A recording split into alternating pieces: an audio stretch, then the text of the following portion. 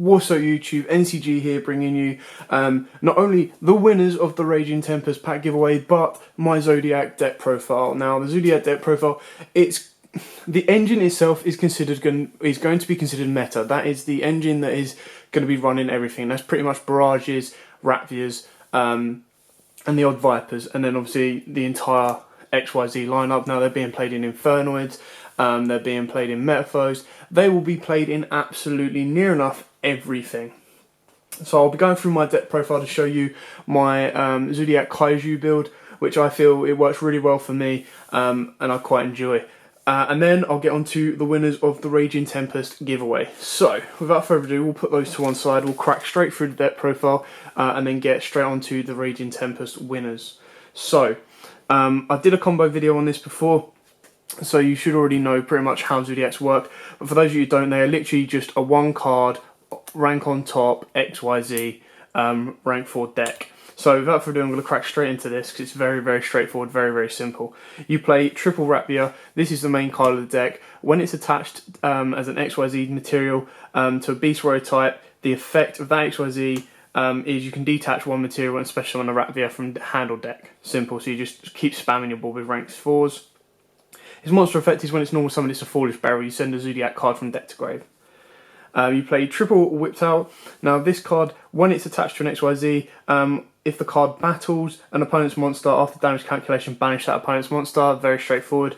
Its monster effect, it can be attached from field or hand to an XYZ Beast Warrior you control. So you just boost up their attack by 1200. That's something I didn't mention about Zodiacs. So the Zodiac XYZs, they have question marks, if the camera focus, on their attack and defense. That's because they gain the attack and defense of the of the materials below it that are Zodiacs.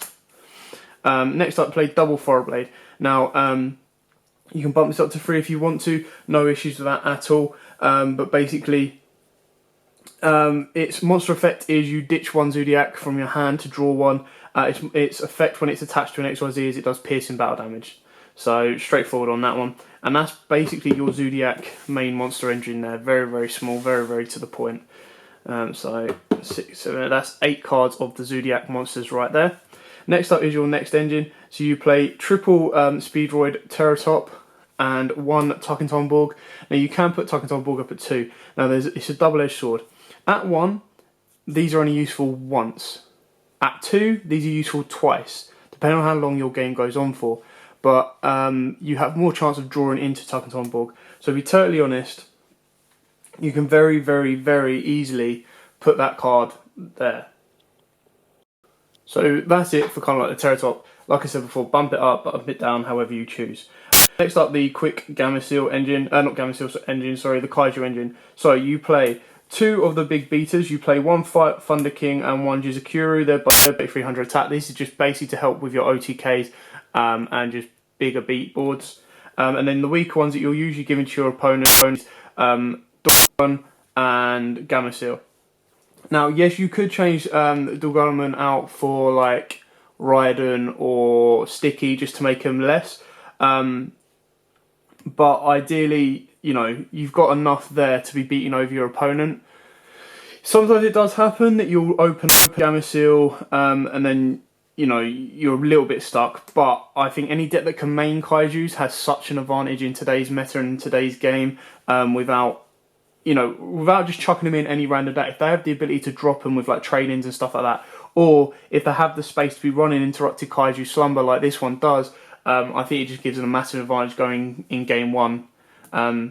Yeah. And then finally, I play Coach Captain Bearman. Now, in my build, I really, really like the Coach Captain combo that gets you Coach King Giant Trainer, especially with the 3 draws and then the possibility of burning your opponent. The only disadvantage is obviously you can't use your battle phase the turn you do that, so this is usually a first turn kind of play. You can easily take him out and then obviously take out Coach King in respectively. This is just my personal way of like doing it, and it's so nice to draw 3, and if you draw 3 monsters, you're burning your opponent. If you draw into your Tensus or your Tenkis, you can search out another Viper or get another normal summon, and then you can also drop your back row on them, which I think is really, really nice. Next up, you play 3 Tenki. This is purely for your search. your extra 100 boost, and it lets you search out pretty much any Zodiac card you want. Triple Interrupted Kaiju Slumber. It's basically your dark hole of the deck, and then dropping kaijus on your opponent. It's like a big FU, have fun playing. Next up is the main Zodiac spell, which is Zodiac Barrage. This is broke as fuck. Now, basically, you target one face-up card you control, destroy it, including itself, and if you do, special summon one Zodiac monster from your deck. You can only use this effect to barrage once per turn. If this card is destroyed by a card effect and sent to the graveyard, you can target one Zodiac XYZ you control, attach this card from your graveyard to that as an XYZ material. Now, the attaching bit, don't really need to worry too much about it. The fact you get to special summon a bloody Rapvia from deck, that's where stuff starts going down. You literally just go, you open up with Barrage, it's an OTK, or it's a really, really strong board. You just go, Barrage, target, pop, off I go. Now, yes, it can be stopped by Ghost Ogre, so in the mirror and going turn 2, that's usually what they want to be doing. But the best thing with Barrage as well, if your opponent drops a Flying Sea on you, Barrage, target Flying Sea, clear Flying Sea, off you go, and then use Barrage next turn as well. Absolutely busted as fuck. Anyway, next up, 2 Tensu. Now, you can take the Tensu out if you want. I mainly have this in here for the pure case that if I have to use my normal summon in the combo to get to my Coach Captain, I then have Tensu to then allow me to use Coach Captain again, even though I've used my normal summon. And it's the ability to then be able to use some of your XYZs again, or fill up your board a lot stronger. 1 Twin Twister and 1 MST, purely because I hate the fact of top decking a Twin Twister when I've got nothing in hand to discard. But it clears 2 back row, and this deck does lose out quite badly to back row. And hand traps, but yeah, I like this combo. You can easily take this out for another Twin Twister. It's just personal preference. Double Instant Fusion just to get to your Nordens. Now, there is a build that I have been looking at and working on that includes Sea Monsters, Theseus, the new Instant Fusion tuner, purely for the fact that he can then work with your Zodiacs to get you into MX Saber Gothams, which lets you, if you've got MX Saber and Invoker on board, you pop both of those and take 2 cards from your opponent's hand. It also has the ability with Terratops, if you do only run the Tarkentonborg, when you do draw into another Terratop, it's not the end of the world, because you drop the Terratop, Instant Fusion, and then go into a level 8, so you can go into Omega, which would be my personal choice. But right now, it's just to get into your Norden to extend your plays. Now, next up, I played 2 Floodgate Trap Hole. Now, this deck doesn't really have the strongest defensive start. Like, if it goes first, yes, you can build up an incredibly strong board with Dryden and, Tiger and stuff like that.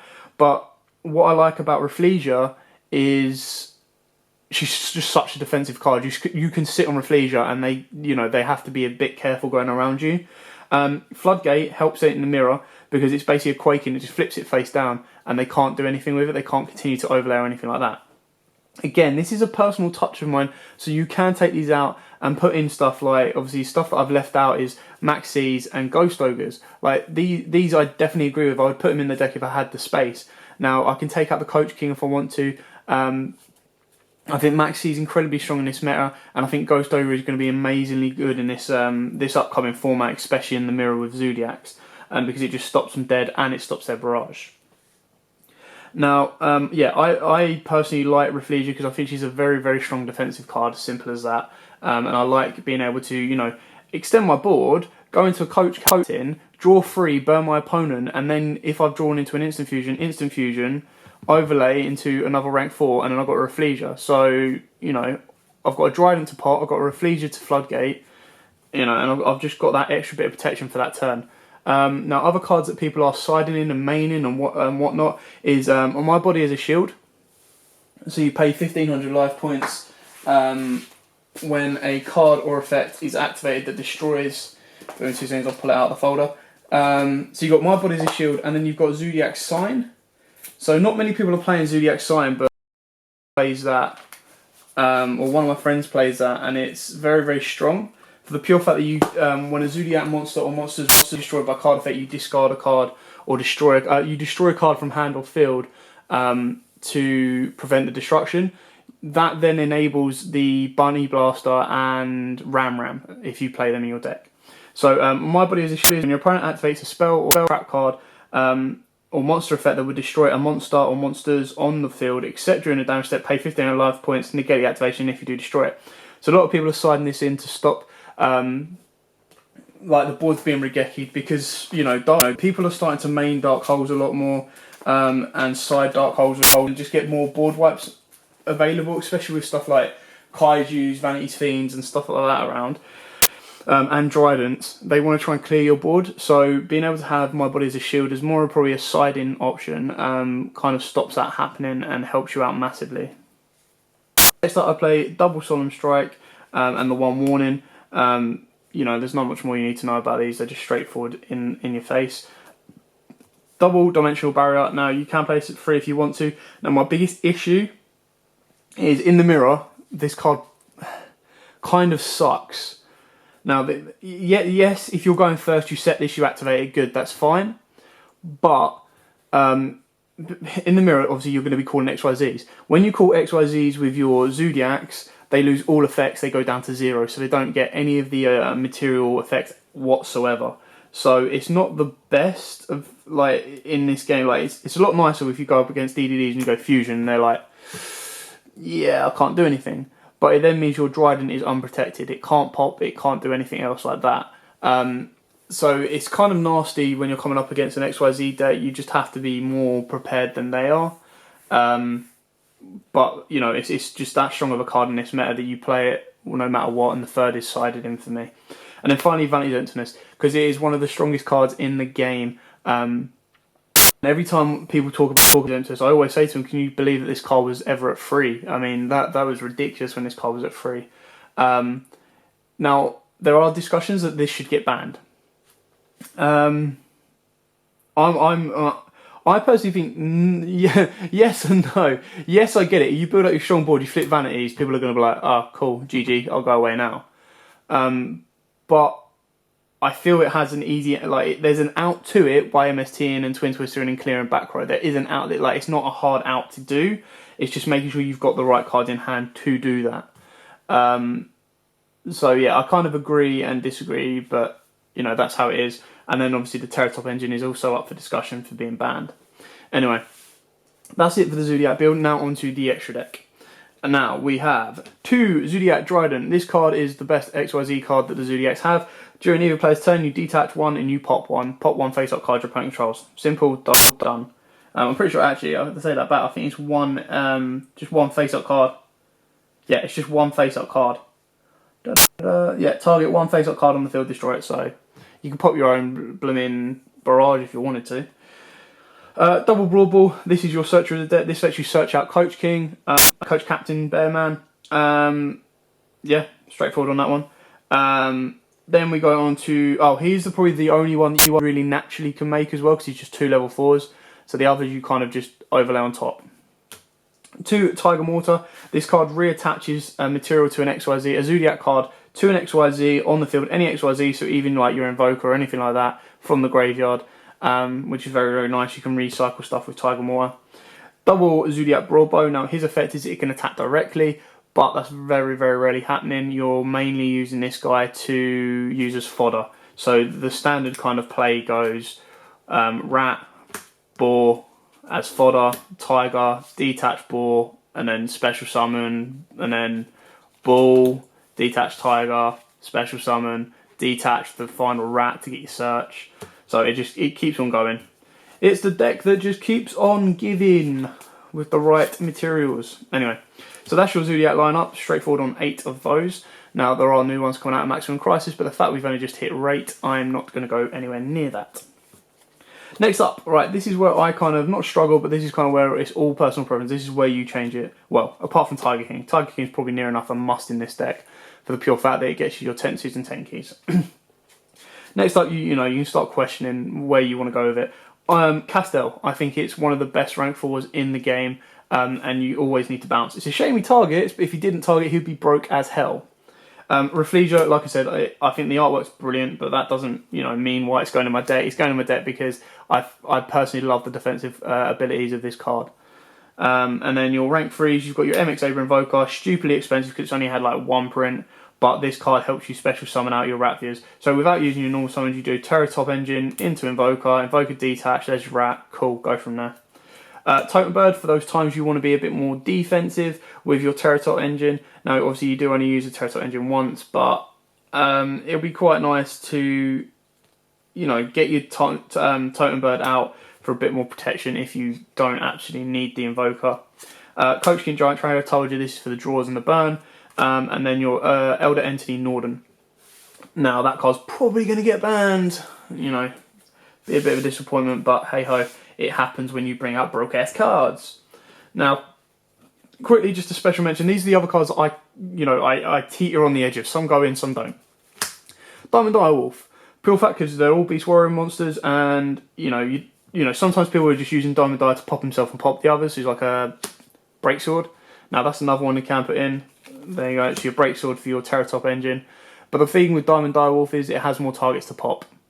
You know, obviously break sword can pop your barrage if you want it to, but then Diamond Dire can pop all the other monsters you have, like a dead rat or a dead XYZ, anything like that. Number F0 Utopic Future, for when you have 2 dead XYZs on the board, you can just overlay. You're pumping out rank 4s like no tomorrow. So if you put... Oh no! That's what I've forgotten in here. Stupid. A Digusto Emerald. You can easily take some of these out. You can probably take the Castel out for the Digusto Emerald. Yes, I have forgotten the Digusto Emerald. Face slap on that one. Yes, put Digusto Emerald into your deck. I knew there was a card missing. Yeah, the extra deck is just so tight. It's unreal. I mean, you could easily take out the Rafflesia, put in your Digusto Emerald, and then take out the 2 traps for your 2 maxis if you want to. You can take out your Totem Bird if you're not worrying about being defensive and you just want to clear. You can even take out the Coach King engine. So I do apologise for that. And then next up is kind of like my thing that I'm looking into for the instant fusion is the Sea of Monsters Theseus and your XX Saber Gothams. Now XX Saber Gothams is you tribute 1 X Saber monster to discard 1 random card from your opponent's hand. So by activating instant fusion for Theseus, sync in with one of your level 4 Earths, you go into Gothams. If you've already got your MX Saber on board and you've already used his effect, you use his effect to pop MX Saber, discard 1 from your opponent's hand. Then if you want to, Gothams is a 3100B, you can pop Gothams yourself if you want to. Lovely My Little Pony sleeve that I got with a card. And then take another one from your opponent's hand. You do have the ability to go into Omega if you want as well, but you don't banish as much in this deck. It's just a very, very nice level 8. So, yes. I'm still reading over that bloody Emerald. It's just so strong in this deck because, I mean, some of your first turn plays, if you're not going Coach King, you go Emerald, you shuffle back your 3 rats. Happy days. So yeah, it's down to personal preference. Missing out Emerald is not personal preference. You have to play Emerald in this deck. That's just me being, you know, not thinking. So yeah, I'll definitely take one out of them. Like I said, Totem Bird is probably your main target. You can probably take out Coach King. You could take out Rafflesia because that's my personal preference. You could drop the Castel if you're not worried about bouncing cards. But by taking out these 2, you then take out more cards in your deck to free up more space if you want to be playing your Maxis or your Ghost Ogres.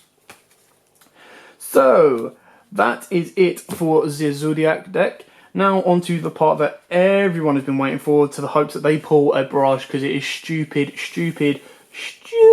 money. So we had 9 packs of Raging Tempest to give away to 3 lucky winners. Very, very simple. All you had to do was watch the video of our box opening, like, subscribe, follow our Facebook page, and then tell us in the comments below what you really wanted from the set. It was as simple as that. On that note, has everyone else seen that cheesy bloody advert for the new Duel Links? The anime one's much better, the one with Kaiba. So much better. Right, okay, so our first lucky winner is Mark Shen. So Mark Shen had asked for Full Force Virus.